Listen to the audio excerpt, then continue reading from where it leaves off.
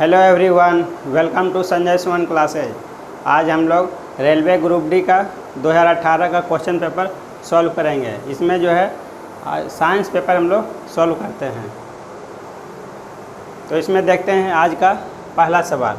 तो इसमें जो है कुछ क्वेश्चन जो है इंग्लिश वर्सन में है, तो उसको हम लोग जो है हिंदी में ट्रांसलेट करके बता देंगे, उसमें कोई दिक्कत नहीं है। Which of the following can exist in solid, liquid and gaseous forms. तो जो इसमें पूछा जा रहा है निम्न में से कौन जो है एग्जिस्ट कर रहा है सॉलिड में, ठोस में भी, द्रव में और गैस में। ठोस, द्रव और गैस में जो है ये तीनों रूप में कौन मिलेगा। तो पहला हो गया मेटल्स, इसमें जो है धातुएं हो गया, और नॉन मेटल्स ये वो धातुएं हो गया। इनर्ट एलिमेंट्स अक्रिय तत्व, और मेटालॉइड्स ये हो गया उपधातु। तो तीनों रूप में किस में मिलेगा। तो अक्रिय तत्व में अगर हम लोग देखते हैं अक्रिय तत्व, इसमें जो है 18 ग्रुप एलिमेंट में जो है अक्रिय तत्व जो पाया जाता है 18th ग्रुप एलिमेंट में। तो इसमें जो है helium, neon, argon, krypton, radon, xenon, ये 6 एलिमेंट जो है इसमें पाया जाता है। तो इसमें जो है सारा जो है एलिमेंट जो है गैस के रूप में रहता है। तो ये विकल्प हमारा नहीं होगा, ये गलत हो गया। इनर्ट एलिमेंट्स और मेटालॉइड्स में जितना भी आप देखेंगे वो भी गैस के रूप में, ठोस के रूप में आपको मिलेगा। तो मेटालॉइड्स ये भी अक्सर पूछा जाता है। इसमें जो है ये हो गया boron, silicon, germanium, arsenic, antimony, tellurium और पोलोनियम। तो इतना जो है मेटालॉइड्स, इस मेटालॉइड्स उपधातु में इतना आता है। 7 इसमें 7 element boron, silicon, germanium, arsenic, antimony, tellurium और पोलोनियम। तो ये सभी जो है ठोस के रूप में आता है। तो ये भी हमारा विकल्प गलत हो गया, ये भी विकल्प गलत हो गया। और मेटल्स में देखेंगे तो मेटल्स में अधिकतर जो है हमारा जो है ठोस के रूप में मिलता है। मेटल्स अधिकतर जो है ठोस के रूप में होता है, एक्सेप्ट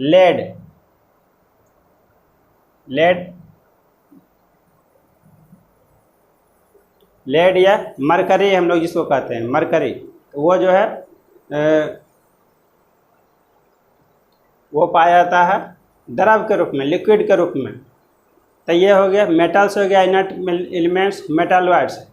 तो ये 2 ही रूप में हुआ, मेटल्स जो है सॉलिड के रूप में और जो है लिक्विड द्रव के रूप में। और अब आते हैं नॉन मेटल्स। तो नॉन मेटल्स में जो है आपको कार्बन हो गया, कार्बन ये हो गया सॉलिड के रूप में, ब्रोमीन ये हो गया लिक्विड के रूप में, और गैस के रूप में तो अधिकतर एलिमेंट गैस के रूप में ही पाया जाता है वो धातु। जैसे हाइड्रोजन हो गया, ऑक्सीजन हो गया, ये सभी क्या है नॉन मेटल्स हो गया, अधातु हो गया। तो ठोस, द्रव और गैस के रूप में जो है ये अधातु में आपको मिलेगा। तो ये हमारा आंसर ये सही हो जाएगा। दूसरा क्वेश्चन पूछा जा रहा है in which of the following medium does sound travel the fastest. करा निम्न में से जो मीडियम दिया हुआ है, माध्यम, ये 4 ठो माध्यम दिया हुआ है, उसमें जो है सबसे ज़्यादा तेज जो है साउंड, ध्वनि किस में सबसे ज़्यादा तेज ट्रेवल करेगा, तय करेगा। सबसे ज़्यादा तेज गति किस में होगा ध्वनि का। वैक्यूम में होगा, गैस में होगा, लिक्विड में होगा, गैस में होगा। तो जैसा कि हम लोग जानते हैं साउंड जो है ट्रेवल करता है वाइब्रेशन के द्वारा, वाइब्रेशन या फिर कहते हैं कोलिजन ऑफ मॉलिक्यूल्स के द्वारा। तो इसमें जो है 2 परमाणुओं के टकराने से जो है गति उत्पन्न होता है, उसके द्वारा आगे ये साउंड आगे बढ़ता है। तो इसके लिए जो है माध्यम का होना जरूरी है। पार्टिकल जब तक या अणु जब तक इसमें नहीं होगा, जितना नज़दीक में इसमें अणु होगा, अणु जितना नज़दीक में माध्यम में जितना नज़दीक होगा उतना तेज़ी से क्या करेगा, ध्वनि जो है तेज़ी से आगे बढ़ेगा। जिसमें वैसा माध्यम में जिसमें जो है दो अणु के बीच की दूरी जितना कम होगा उतना तेज़ी से जो है ये ध्वनि आगे की ओर बढ़ेगा, ध्वनि का जो है वेग ज़्यादा होगा। तो इसमें हम लोग देखेंगे ठोस में, तो ठोस में जो है सबसे ज़्यादा होता है क्या, अंतराण्विक बल, अंतराण्विक बल। ये या फिर कहें हम लोग दो अणु के बीच की दूरी सबसे कम किस में होगा, सॉलिड में होगा। तो इसमें सबसे नज़दीक होगा तो इसमें साउंड का जो है गति सबसे तेज़ इसमें सॉलिड में हो जाएगा, सॉलिड। और लिक्विड में, लिक्विड उसके बाद आता है लिक्विड। तो इंटरमोलिकुलर स्पेस, दो अणुओं के बीच की दूरी सॉलिड से अपेक्षा लिक्विड में थोड़ा कम होता है। तो इससे जो है लिक्विड में जो है इसमें दो अणु के बीच की दूरी, अगर सॉलिड में इस तरह का अणु है इतना नज़दीक में है तो लिक्विड में इतना दूरी पर होगा। तो जिसके चलते जो है इसका जो है साउंड का स्पीड घट जाएगा। जब इसमें साउंड का सॉलिड में हम लोग देखेंगे तो 6000 मीटर पर सेकेंड इसका स्पीड होता है सॉलिड में, ध्वनि का स्पीड। और लिक्विड में वही देखेंगे तो लगभग 1500 मीटर पर सेकेंड होता है। और गैस, अब आते हैं गैस में। तो गैस में इसमें अगर इतना दूरी है तो गैस में तो और इसका जो है फ्री रहता है, अणु जो है इसका बिल्कुल स्वतंत्र रहता है। ये बॉन्डिंग इसका अंतराण्विक बल बहुत कमज़ोर रहता है और जो है अंतराण्विक स्पेस उसका जगह जो रहता है और जो है पूरा स्वतंत्र रहता है। इसका अणु तो बिल्कुल स्वतंत्र होता है, जिसके चलते जो है इसका स्पीड जो है इसमें और कम हो जाएगा गैस में। तो गैस में अगर तुलना करें हम लोग एयर में, तो एयर का निकालते हैं हम लोग 332 मीटर पर सेकेंड एयर में ध्वनि का स्पीड होता है। और वैक्यूम में जो है ये भी क्वेश्चन पूछा जा सकता है कि वैक्यूम में जो है ध्वनि क्यों नहीं ट्रेवल करता है, क्यों नहीं तो अपना वो दूरी उसमें तय करता है, उसका स्पीड जो है जीरो क्यों हो जाता है। वैक्यूम में ध्वनि का स्पीड v बराबर 0 क्यों हो जाता है, तो ध्वनि जो है माध्यम में ट्रेवल करता है, उसके लिए माध्यम का होना जरूरी है। तब इसमें वैक्यूम में उसमें कोई माध्यम नहीं है, तो कोई उसमें अणु नहीं है। तो जब अणु ही नहीं होगा तो दो अणुओं के बीच में टकराने से जो है ये आगे ध्वनि का वेग आगे बढ़ता है। तो जब अणु ही नहीं रहेगा तो उसमें सवाल ही नहीं होता है इसमें ध्वनि का वेग होगा, ना उसमें ध्वनि ट्रेवल करेगा। अब इसमें एक चीज़ याद रखना है,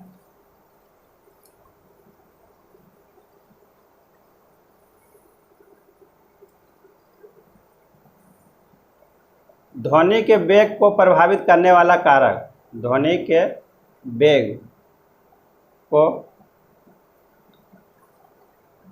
प्रभावित करने वाला कारक,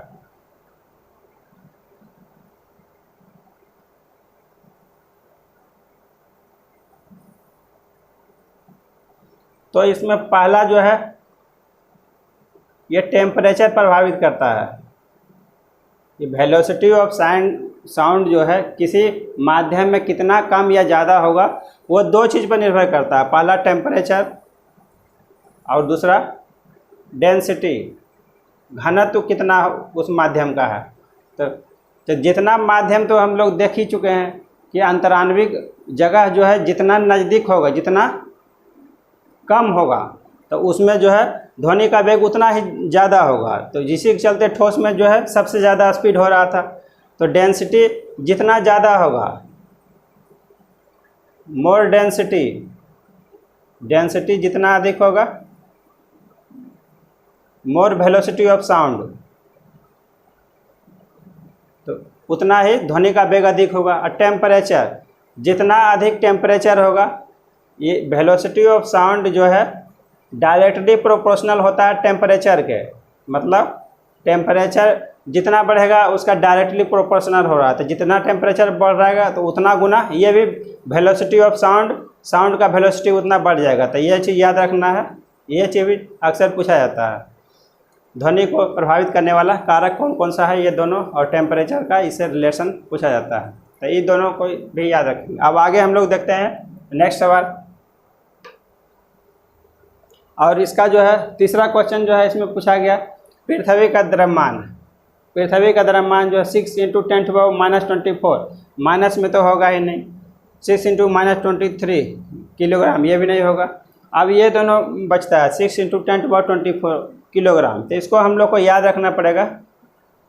ये भी पूछा जाता है पृथ्वी का द्रव्यमान कितना है, चांद का द्रव्यमान कितना है, कोई भी ग्रह का जो है पूछा जाता है उसका द्रव्यमान हम लोग याद रखेंगे। अब आगे हम लोग देखते हैं नेक्स्ट क्वेश्चन।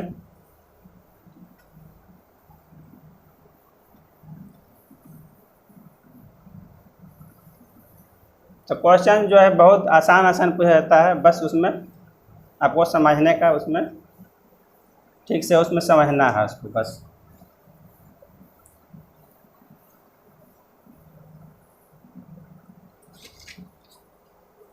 चौथा क्वेश्चन लेते हैं।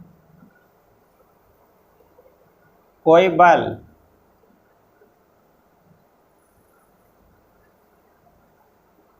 1 किलोग्राम पिंड की गति को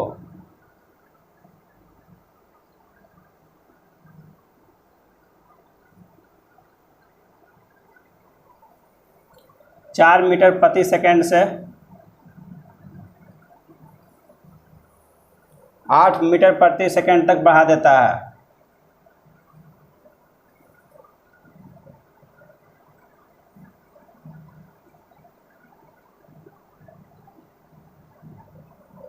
बल द्वारा किया गया कार्य क्या होगा?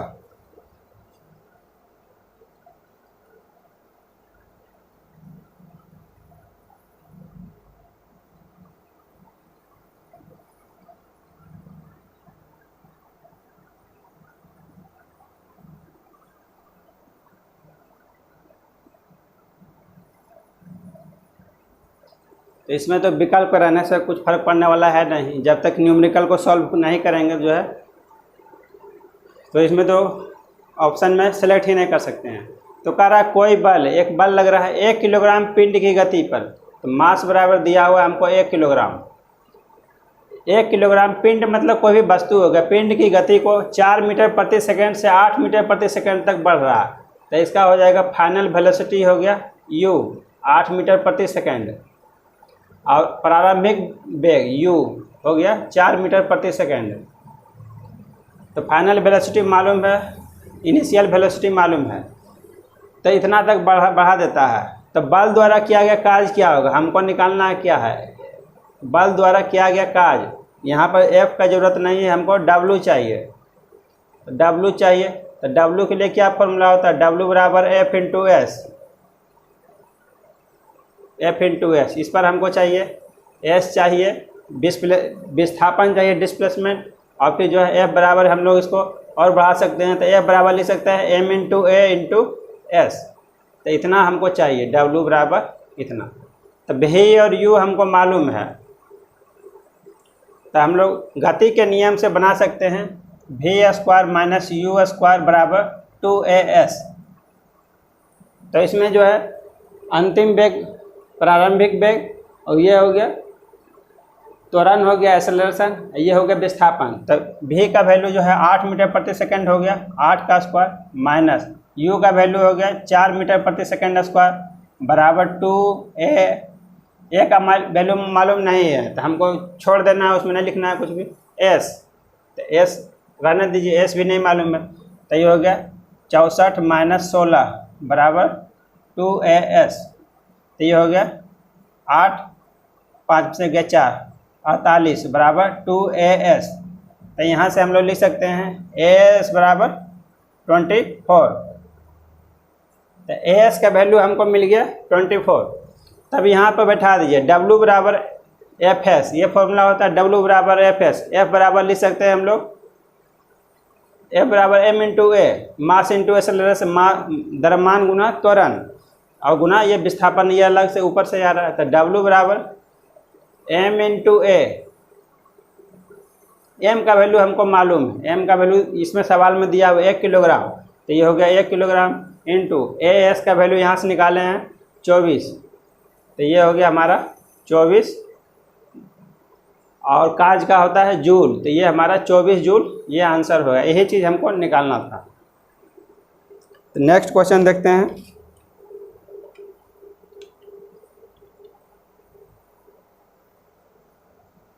पांचवा क्वेश्चन है, a type of reproduction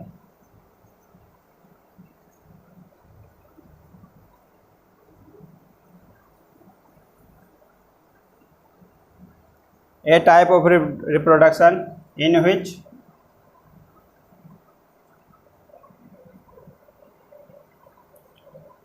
a part of a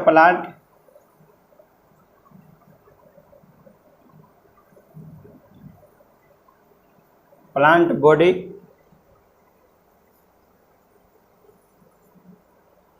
develops into a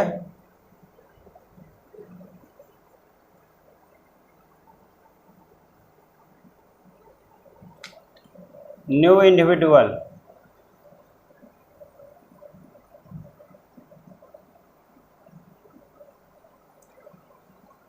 is called। तो पहला दिया है आपका विकल्प में सेक्सुअल प्रोपेगेशन,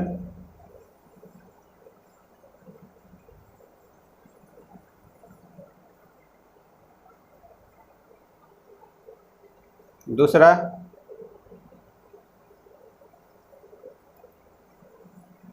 बाइनरी फिजन, तीसरा रीजेनरेशन,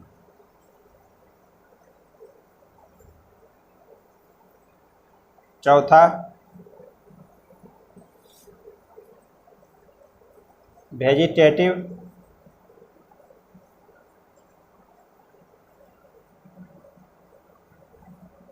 प्रोपेगेशन। तो देखिए इसमें जो है ए टाइप ऑफ रिप्रोडक्शन वैसा जनन इन विच जिसमें ए पार्ट ऑफ ए प्लांट किसी पौधा का एक भाग, कोई भी भाग उसका हो सकता है, जड़, तना, पत्ती, कोई भी। A part of a plant body develops into a new individual is called, मतलब पौधा के कोई भी एक भाग से, जैसे जड़, तना, पत्ती, किसी भी एक भाग से उसको अलग करके हम लोग अगर एक नया पौधा बना दें तो उसको हम लोग क्या कहेंगे, इस प्रक्रिया को हम लोग क्या कहेंगे, सेक्सुअल प्रोपेगेशन या फिर सेक्सुअल रिप्रोडक्शन या फिर बाइनरी फिजन या रीजनरेशन या फिर वेजिटेटिव प्रोपेगेशन। तो ये जो होता है सेक्सुअल प्रोपेगेशन, इसमें प्लांट में जो है मेल गैमिट और इसमें भी फीमेल गैमिट दोनों के मिलने से तब जा कर के इसमें होता है सेक्सुअल प्रोपेगेशन। तो कह रहा है पौधा का जो है कोई भी भाग से उसका जो है अगर हो रहा है तब तो उसको हम लोग सेक्सुअल प्रोपेगेशन इसको नहीं कहेंगे। तो ये हमारा आंसर गलत हो गया। पौधा का अगर कोई भी भाग से अगर हो रहा है तो वो गलत हो गया। दूसरा, तो ये सेक्सुअल प्रोपेगेशन के लिए जो है पॉलिनेशन प्रक्रिया के द्वारा होना चाहिए। इस प्रक्रिया के द्वारा संपन्न होता है पॉलिनेशन या फिर किसी को हम लोग कहते हैं परागन।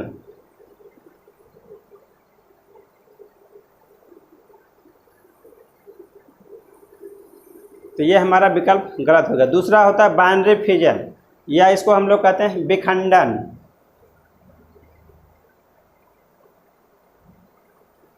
तो विखंडन, तो इस तरह का जो है बाइनरी फिजन प्रक्रिया के द्वारा प्रजनन किसमें होता है,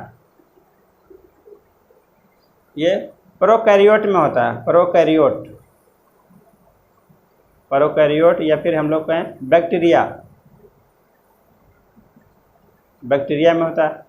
जैसे हुआ एक सेल हुआ, बैक्टीरिया हुआ,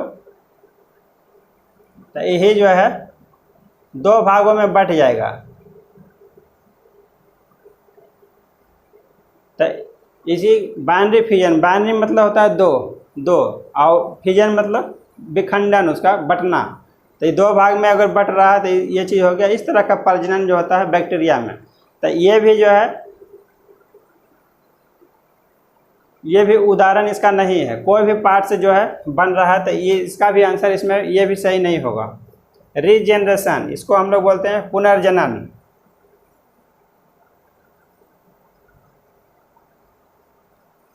मतलब कोई भी पार्ट जो है अगर कोई भी जीव का जैसे कट टूट फूट गया और उससे टूटे हुए भाग से अगर फिर से एक नया जीव बन रहा है तो उसको हम लोग कहेंगे रीजनरेशन, पुनर्जनन। तब पुनर्जनन होता है, रीजनरेशन की प्रक्रिया हाइड्रा में होता है।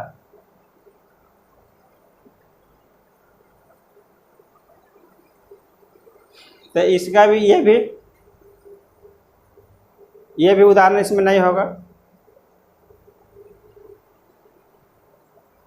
और लास्ट में है वेजिटेटिव प्रोपगेशन, इसको हम लोग कहते हैं कायिक प्रवर्धन, कायिक जनन ये कहें या फिर प्रवर्धन।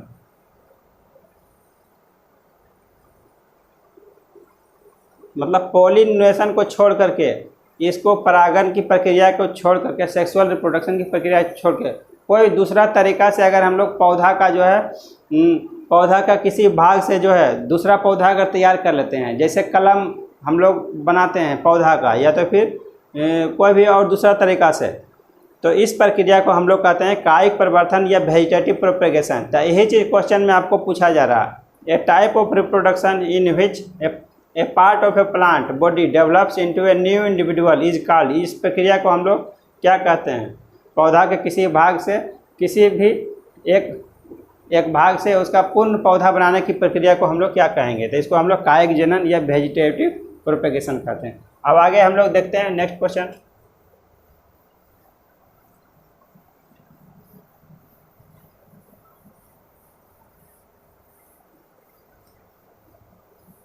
तो साइंस में जो है कुछ टर्म जो है आपको इंग्लिश में भी दिया जा सकता है, तो उसके लिए आपको पहले से प्रिपेयर होना पड़ेगा।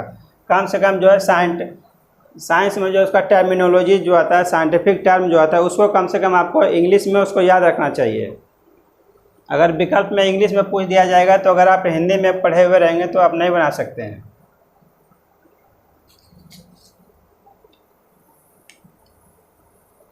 नेक्स्ट पार्ट देखते हैं हम लोग, 6 क्वेश्चन। सामान्यतया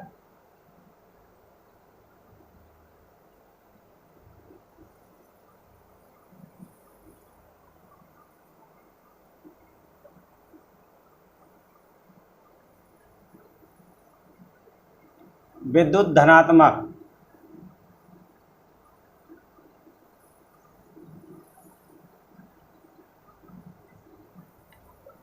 इसी को हम लोग बोलते हैं इलेक्ट्रोपॉजिटिव एलिमेंट।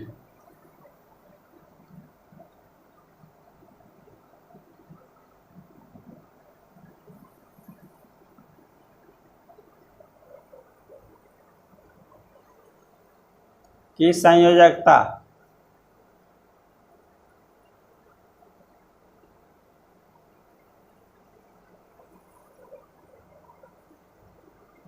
होती है, ये आपको विकल्प में पूछा जा रहा है।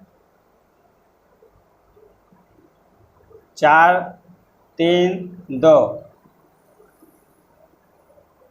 1 2 3 0 1 2 2 1 0। तो पहला नंबर हम लोग देखते हैं इलेक्ट्रोपॉजिटिव एलिमेंट होता क्या? विद्युत धनात्मकता, वैसा एलिमेंट जिसमें जो है इलेक्ट्रॉन त्याग करने की प्रवृत्ति होती है। जैसे हो गया सोडियम, तो सोडियम इसका इलेक्ट्रॉनिक विन्यास हम लोग निकालेंगे तो 281, तो इसका बाह्यतम कक्षा में जो है 1 इलेक्ट्रॉन है, तो ये चाहेगा कि जो है हम अपना 1 इलेक्ट्रॉन त्याग करके अपना ऑक्टेट पूरा कर लें और हम अस्थायी रूप में आ जाएं। तो ये क्या करेगा? 1 इलेक्ट्रॉन त्याग देगा, तो 1 इलेक्ट्रॉन इससे बाहर निकल गया, तो अब इसका हो गया 28 हो गया इसका सोडियम का। और जब 2 8 हो जाएगा तो ये क्या हो जाएगा? ये अस्थायी हो जाएगा। अब इसको रिएक्शन से इसमें मतलब नहीं है। तो इलेक्ट्रोपॉजिटिव एलिमेंट का जो है यही लक्षण होता है कि वो अपना इलेक्ट्रॉन त्याग करके जो है अपना ऑक्टेट पूरा कर ले, अस्थायी रूप में आ जाए। तो इसका संयोजकता क्या मिल सकता है आपको? सोडियम का जैसे 1 हो गया, सोडियम का 1, मैग्नीशियम का होता है, इसका परमाणु संख्या हो गया 11, मैग्नीशियम का होता है 12, तो ये हो जाएगा 282। तो इसमें देखेंगे तो जो है क्या 2 इलेक्ट्रॉन त्यागेगा, तो Mg plus plus plus 2 electron. तो इस मैग्नीशियम में क्या 2 इलेक्ट्रॉन त्याग करने की क्षमता है। उसी तरह से आगे देखें हम एल्युमिनियम का जो है परमाणु संख्या 13 होता है, तो ये हो गया 283। तो इसमें जो है 3 इलेक्ट्रॉन त्याग करने की क्षमता हो जाएगा। तब जो है ये हो जाएगा, ये त्याग करेगा तो Al3 प्लस 3 इलेक्ट्रॉन। तो ये इसका ऑक्टेट जो है 28 हो जाएगा। जब ये त्याग कर देगा यहाँ पर इसका 28 हो जाएगा, इसका भी 28, इसका भी 28, 3 इलेक्ट्रॉन बाहर निकल जाएगा। तो इलेक्ट्रोपॉजिटिव एलिमेंट विद्युत धनात्मक तत्व में जो है, और सिलिकॉन आगे चलते हैं तो सिलिकॉन, तो सिलिकॉन में दोनों का उसमें गुण आ जाता है, धातु और जो है उसमें उपधातु का दोनों का गुण हो जाता है। तो वहाँ से यहाँ से जो है सोडियम से लेकर के सोडियम, एल्युमिनियम, मैग्नीशियम, तो आप देखेंगे कि 1 इलेक्ट्रॉन त्याग करने की क्षमता है धातु में, 2 इलेक्ट्रॉन त्याग करने की क्षमता है, 3 इलेक्ट्रॉन तक जो है त्याग करने की क्षमता होगा। तो इसका विकल्प में हो जाएगा 1 2 3। 0 इलेक्ट्रॉन जब त्यागेगा ही नहीं तो उसको हम लोग विद्युत धनात्मक तत्व कैसे कहेंगे, तो ये तो होगा ही नहीं। 0 वाला तो विकल्प ऐसा भी खत्म हो जाएगा। 4 इलेक्ट्रॉन तक त्यागने की क्षमता नहीं होता, 3 इलेक्ट्रॉन तक उसमें होता है, 1 इलेक्ट्रॉन, 2 इलेक्ट्रॉन, 3 इलेक्ट्रॉन। तो इसको हम लोग याद रखेंगे, विद्युत धनात्मक तत्व में जो है कि तत्वों की संख्या 1 2 और 3 होती है। और इसमें याद रखना है एक चीज, must electropositive element,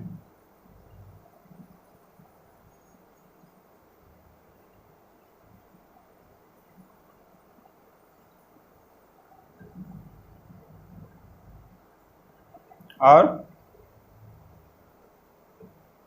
must electronegative element.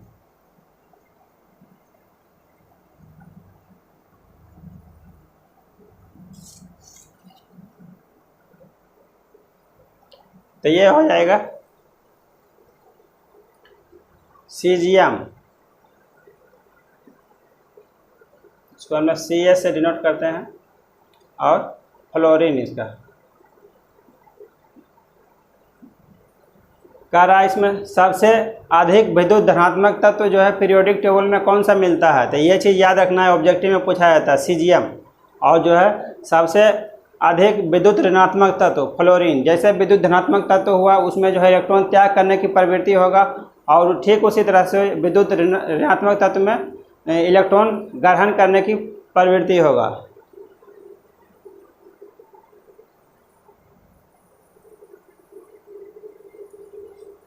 तो सबसे अधिक विद्युत ऋणात्मक तत्व ये हो जाएगा फ्लोरीन, और सबसे अधिक विद्युत धनात्मक तत्व सीजियम। ये ऑब्जेक्टिव में पूछा जाता है, इसको हम लोग याद रखेंगे।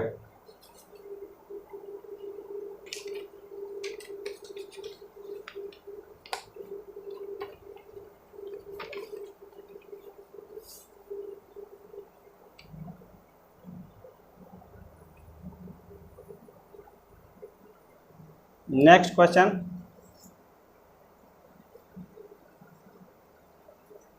the resistance of a conductor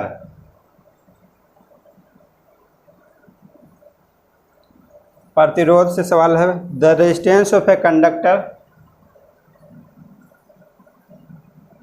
does not depend on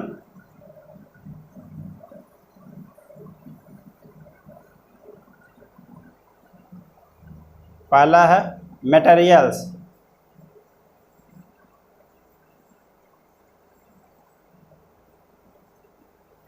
दूसरा है लेंथ,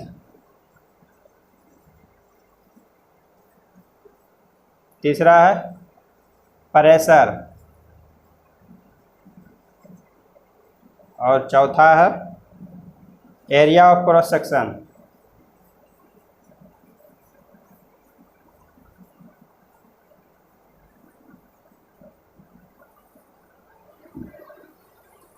किसी चालक का प्रतिरोध इनमें से किस पर निर्भर नहीं करता है। किसी चालक, कंडक्टर मतलब चालक हो गया, और रेजिस्टेंस प्रतिरोध, किसी चालक का प्रतिरोध निम्न में से किस पर निर्भर नहीं करेगा। मटेरियल्स किस पदार्थ का बना हुआ है, वो हो गया मटेरियल्स। लेंथ मतलब कंडक्टर जो है, कोई भी चालक जो है किस पदार्थ का बना हुआ है, तो ये हो गया लेंथ, उसका लंबाई पर निर्भर करेगा। प्रेशर दबाव पर निर्भर करेगा। एरिया ऑफ क्रॉस सेक्शन उसका जो है, उसका एरिया ऑफ क्रॉस सेक्शन, उसका एरिया जो है उस पर पूछा जा रहा है उस पर। तब हम लोग इसमें निकालेंगे। तो इसका रजिस्टेंस का जो है, इसमें फॉर्मूला होता है रजिस्टेंस बराबर रो इंटू एल बाय ए, जहाँ इसमें जो है आर बराबर हो गया रजिस्टेंस, या फिर हम लोग कहें प्रतिरोध, और रो बराबर हो गया प्रतिरोधकता।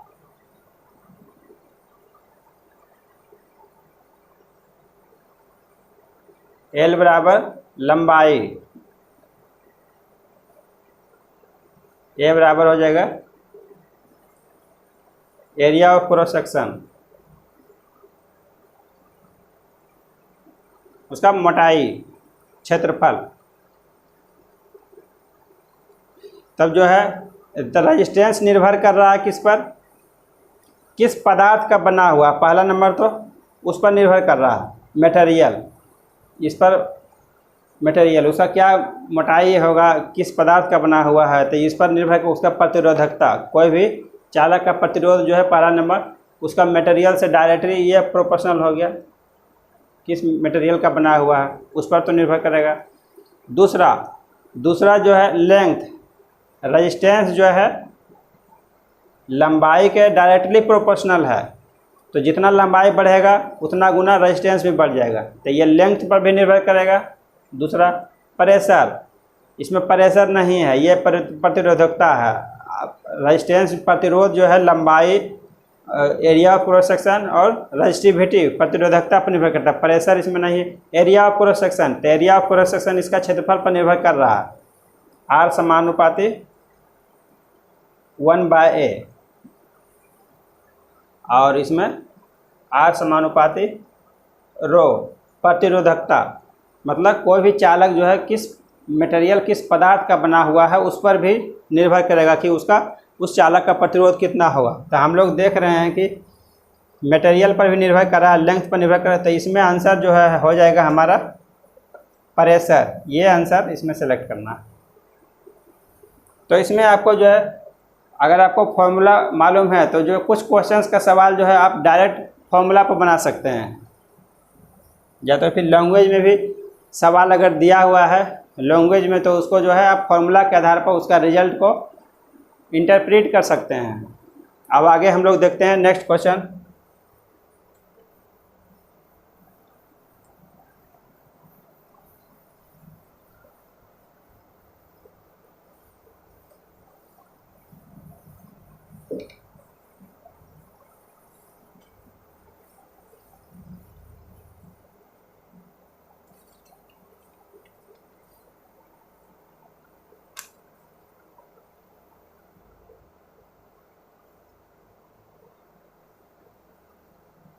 The fertilized egg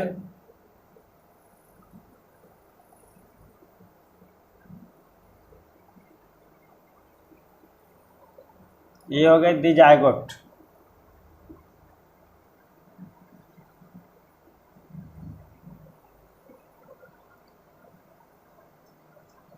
Gets implanted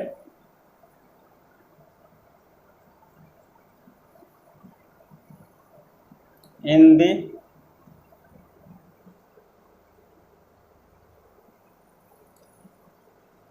cervix. दूसरा विकल्प दिया हुआ है यूटेरस।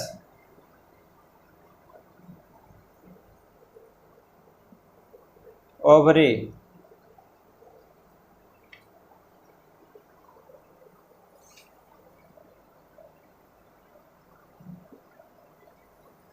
तकारा फर्टिलाइज्ड एग, निषेचित अंडा, उसी को हम लोग कहते हैं जायगोट। तो जायगोट हो गया युग्मक, जायगोट हो गया जिसे हम लोग युग्मक कहते हैं। तो स्पर्म और ओवरी के मिलने से जो है क्या होता है, जायगोट का निर्माण होता है। तो कह रहा है इसका विकास कहाँ पर होता है, it's gets implanted in the, इसका विकास कहाँ पर होगा, तो ये जो है गर्भाशय की दीवार पर इसका जो है, गर्भाशय की दीवार। तो जायगोट बनने के बाद जो है ये गर्भाशय की दीवार से चिपक जाता है और उसी में जो है इसका विकास होता है गर्भाशय। तो ये हो जाएगा यूटेरस, इसका आंसर हो जाएगा। और इसमें पूछा जाता है फर्टिलाइजेशन कहाँ होता है, फर्टिलाइजेशन ये चीज़ उसमें,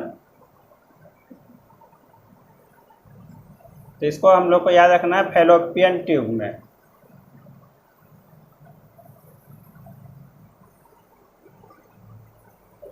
आगे देखते हैं नेक्स्ट क्वेश्चन।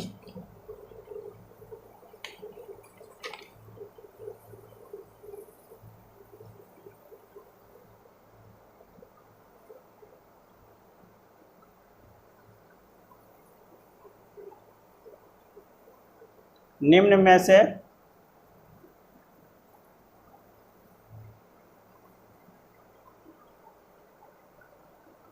कौन सा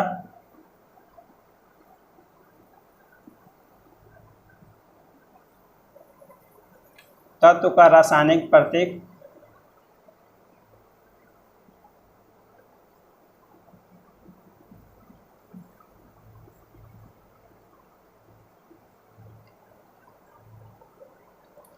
लैटिन से लिया गया है?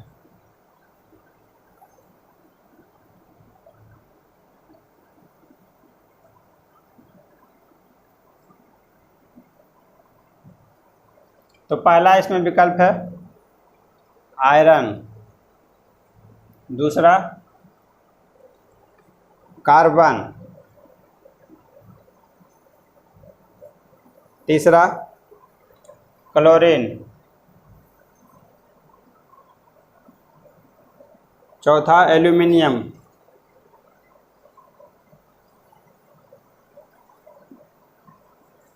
तो ये चारों एलिमेंट में से किसको जो है इसका जो है रासायनिक प्रतीक जो है लैटिन से लिया गया है? तो लैटिन Fe, आयरन को Fe, कार्बन का हो गया कार्बन, क्लोरीन, एल्यूमिनियम। तो ये सभी जो है इंग्लिश वर्ड है, कार्बन जो हो गया इंग्लिश वर्ड है, क्लोरीन हो गया, एल्यूमिनियम, ये तीनों जो है इंग्लिश वर्ड से लिया गया है। इसका संकेत जो है कार्बन को स्मॉल करके C लिख दिया गया, क्लोरीन को CH लिख दिया गया, एल्यूमिनियम Al, और आयरन जो है इसका लैटिन वर्ड से Fe को लिया गया था। फेरिक करके कोई वर्ड था, उसी से लैटिन वर्ड था फेरिस, फेरस, ये फेरिक ऐसा ही, मतलब दोनों इसको, ये लैटिन वर्ड ही था, तो इसको जो है लिया गया यहीं से, इसका Fe ये सिंबल लिया गया है इसका लैटिन वर्ड से। तो इसका आंसर हमारा ये हो जाएगा आयरन। एक और लास्ट क्वेश्चन देखते हैं।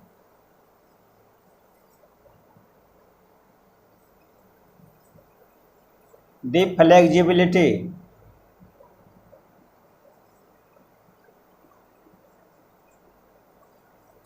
in plants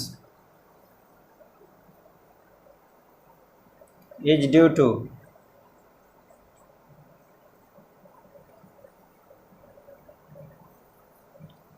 dash tissue. कौन सा टिश्यू जो है पौधा को जो है फ्लेक्सिबिलिटी प्रदान करता है? जाइलम,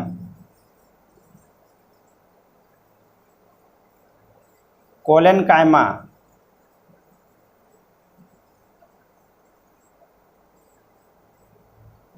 स्क्लेरेनकाइमा,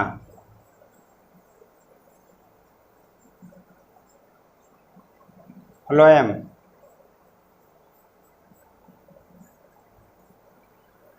तो प्लांट टिश्यू में हमने बता चुके हैं कि जो है पौधा में जो है फ्लेक्सिबिलिटी किस कारण से, कौन सा टिश्यू के द्वारा होता है। टिश्यू भी हम लोग प्लांट टिश्यू हम लोग पढ़ चुके हैं। तो जाइलम, जाइलम का क्या काम है? जाइलम का काम पानी जो है और खनिज लवण को पत्तियों तक पहुंचाना। तो ये जाइलम का काम हो गया। फ्लोएम का काम है बने हुए खाद्य पदार्थ को जो है जड़ तक, पत्ती में तो खैर बनता ही है, पत्ती से लेकर जड़ तक नीचे सभी पौधे के सभी भागों तक पहुंचाना। तो ये हो गया फ्लोएम का काम हो गया। तो ये दोनों का काम तो हुआ नहीं। फ्लेक्सिबिलिटी मतलब इस तरह से जो हिलते रहता है उसमें मूवमेंट जो होता है प्लांट में, हवा में कितना भी तेज़ हवा में हिलते हुलते रहता है वो नहीं टूटता है। किस वजह से नहीं टूटता है वही पूछा जा रहा है। कौन सा? तो कोलेन कामा। इसका आंसर जो हो जाएगा कोलेन कामा के कारण होता है। ये फ्लेक्सिबिलिटी प्लांट में जो है फ्लेक्सिबिलिटी प्रदान करता है। और स्क्लेरन के कामा का है ये टफनेस प्रदान करता है। स्क्लेरन कामा का काम है जो है पौधा में जो है टफनेस, उसको मजबूती प्रदान करना। जैसे आप देखते होंगे नारियल का जो है उसमें बाहरी आवरण जो है कितना मजबूत होता है। तो वो पूछा जाता है उसमें नारियल में जो है उसका ऊपरी भाग जो है किस चीज़ से बना होता है, कौन सा टिश्यू से बना होता है। तो वहाँ पर हम लोग एग्जाम्पल देंगे स्क्लेरन काइमस टिश्यू, इसका स्क्लेरन काइमस का एग्जाम्पल हो जाएगा। तो ये जाके आप देख सकते हैं प्लांट टिश्यू, उसमें भी जो है आपको एक क्वेश्चन जो है उसे पूछा, अधिकतर एग्जाम में उसमें पूछा ही जाता है। तो इस तरह से हम लोगों ने आज देखा इसमें रेलवे ग्रुप डी का क्वेश्चन। अब आगे हम लोग देखेंगे नेक्स्ट क्लास में। Thank you for watching.